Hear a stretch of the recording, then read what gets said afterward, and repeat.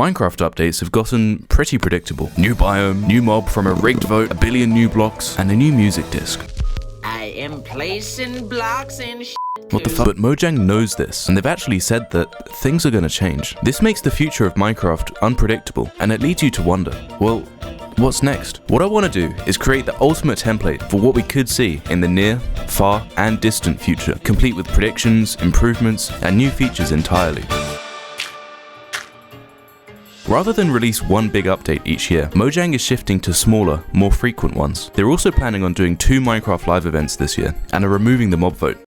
Finally! Sorry. They also say that they're going to listen to the community more, which I believe because we can actually see it in action already. Going into settings and turning on experimental features gives us a glimpse into what Mojang's currently working on, and is that a minecart update? Holy shit! For the longest time now, the minecart has been pretty useless. Oh, I want to travel somewhere far away? Fly. Well, what about early game? Horse. Fans have felt that the methods of traversal have been unbalanced for quite some time now. Thankfully, it seems like Mojang is listening, and they're working on making minecarts faster, more practical, and able to do sick jumps. But it's not just minecarts they're improving, it's redstone designs and mechanics as well. Regardless of if they actually add these one day, it gives us a clear indication of their plans for the near future. So, without further ado, allow me to introduce the next update to Minecraft. Introducing the Polished and Flourished update, featuring quality of life improvements and wax slightly weathered cut iron stairs. That's it? No, of course that's not it. How shit would it be if that was all I added? This is my first Minecraft vid, for God's sake. I've got to make a name for myself, so of course I've got to add more stuff. I've got another thing. The Symphony of Seasons update. This one's a two-parter. If you've ever played a game like Breath of the Wild or Animal Crossing, you'll know that the small details in nature make a massive difference to the overall vibe of the game. Adding seasons into Minecraft seems like a no-brainer, and would allow for the environment to feel fresh and new, even if you chose to live in the same biome. Summer could change the color of plants and make days longer, autumn could make leaves start to fall, winter could add snow to any biome, and spring could introduce a brand new mechanic. Hay fever. But seriously, this alone would greatly expand the immersion of a game that already emphasizes the beauty of nature. The reason I named it the Symphony of Seasons isn't because there's going to be another banger music disc, no. I think this would be the perfect time to revamp ambient sounds. Ambient sounds already exist in Minecraft, but only to make you like shit your pants in a cave. Oh my god. What we need to do is copy Breath of the Wild and add small details like the sound of leaves rustling, wind blowing, and rivers flowing. Even this single feature would make the game feel more fresh than a lot of the recent updates combined. But these are still pretty minor changes, and that's the issue with near future expectations. There isn't enough time for any major additions to the game, especially if the updates are getting smaller.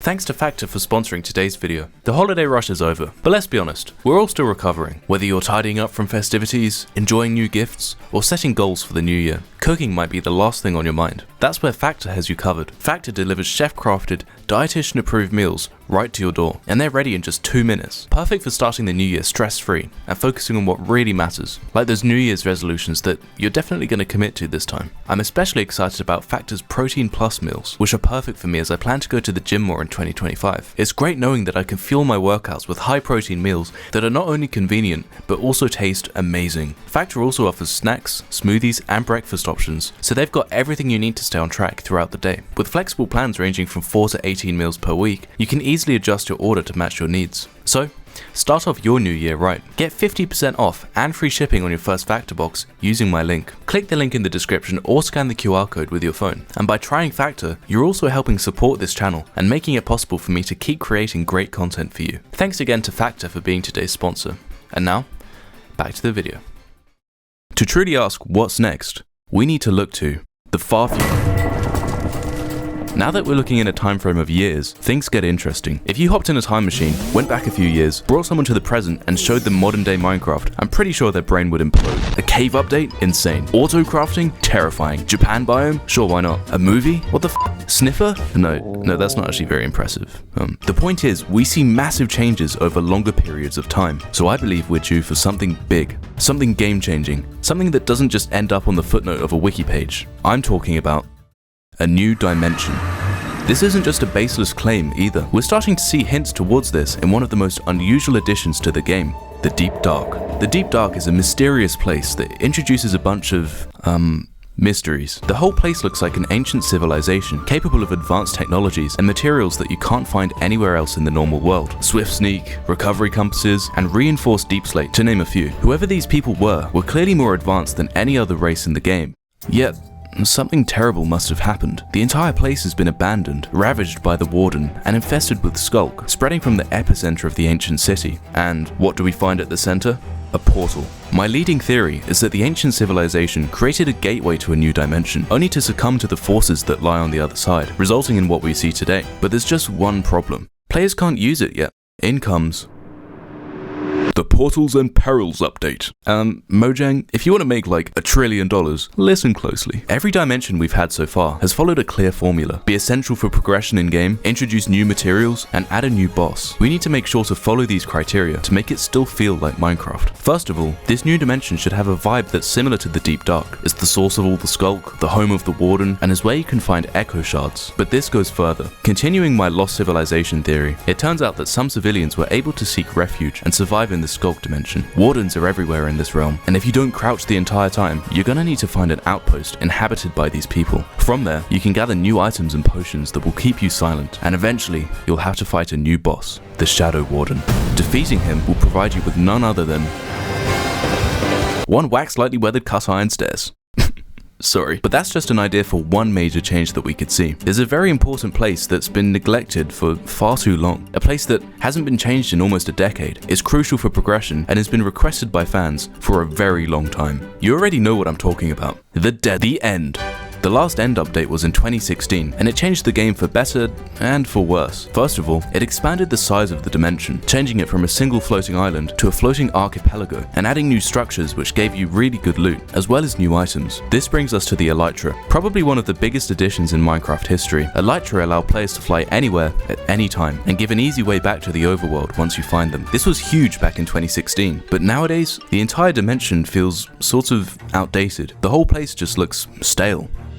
Unless you've got a sick shader and a NASA computer. Many fans have been wanting an update, and given that Mojang says they're gonna listen to the community more, I think it's only a matter of time before they give this whole place a complete revamp. But what would this look like? New biomes? New mobs? Wax lightly weathered cut endstone brick stairs? I'm sorry. It's just such a stupid name. At the moment, the entire dimension feels a bit imbalanced, and this is due to a few key issues. In order for a game to feel rewarding, players need to feel a bit of tension before unlocking new items. When you want to get an Elytra, arguably the best item in the game, you have to sidestep an enemy that basically boils down to an inanimate purple hermit crab. Not very tension-y, is it? Solving this is simple though. Just introduce some new enemies that actually make you feel like you might die, and perhaps make some more difficult parkour to reach the best item in the game. But just fixing this isn't enough to call it an update. What we need is more things to play with. Sure, there are some end cities, but they're few and far between, and between them is just a vast expanse of nothingness.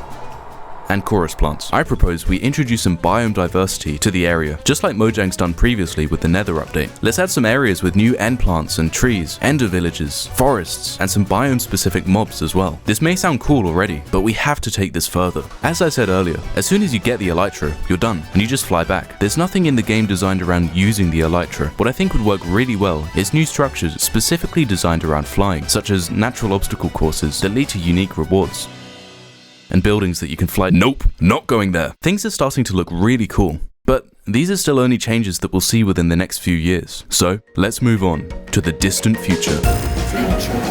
We're now talking on the scale of decades, and even here, we're able to make realistic predictions. Looking back 10 years, we see that Minecraft was a totally different game, so much so that some people prefer to play the older versions for the different gameplay style. But Minecraft as a franchise has also expanded since then. They've made new games, Lego, and now movies. Looking forward 10 years, we can make the same assumption. I reckon there will be at least a sequel to the Minecraft movie, plus maybe some spin-offs, and perhaps even a TV show as well. Mojang will likely continue to try and make other games, and fail more. But I also predict that in the long run, they're gonna try to unify Java and Bedrock editions. They're having a hard time developing for the same game twice at the moment, and taking the best of both games will make things much easier to work with. Perhaps we'll get the mods and mechanics of Java, while having cross-platform multiplayer and the better performance of Bedrock. Or maybe they'll just make Minecraft 2. The End.